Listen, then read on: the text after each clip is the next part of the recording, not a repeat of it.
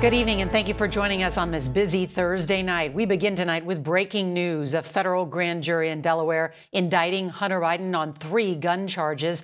The president's youngest son could face up to 25 years in prison if he's found guilty of the felony counts, all stemming from his purchase of a firearm at a time when he was using drugs.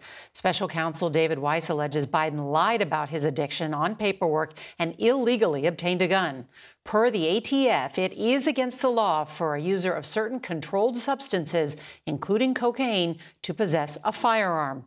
Today's news comes less than 2 months after a plea agreement between Hunter Biden and federal prosecutors fell apart after the judge refused to sign off on it. We have a lot of new details to bring you tonight, and CBS's Catherine Herridge is here to start us off. Good evening, Catherine. Good evening, Nora. This is an extraordinary situation for the Attorney General, whose department is prosecuting the leading candidate for the GOP nomination, former President Donald Trump, and the president's son, at the same time, who is facing new legal jeopardy. The 3 felony counts Hunter Biden faces stem from his possession of a handgun in October 2018, identified in court records as a Colt Cobra 38 Special revolver. The president's son is accused of making a false and fictitious statement about his drug use on a federal gun form and to a firearms dealer. The 3rd count alleges he did knowingly possess a firearm while on drugs. Tom Dupree is a former senior Justice Department official. How serious are the charges? These are all charges that carry fairly significant potential jail terms. The president's son had previously reached an agreement on the charge of gun possession that avoided prosecution if he had abided by the terms for 2 years.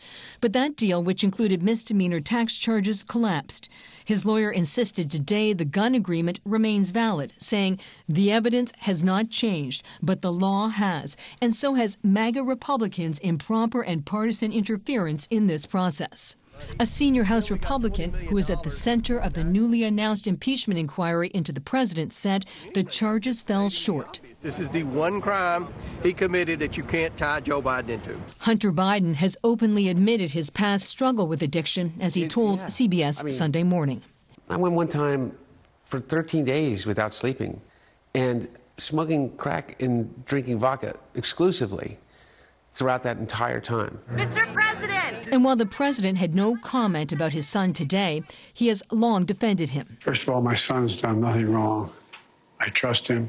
I have faith in him. But Hunter Biden could still face more charges for alleged tax violations. Today's news about this indictment being filed, unfortunately for Hunter Biden, it's probably the first chapter in what could be a long book.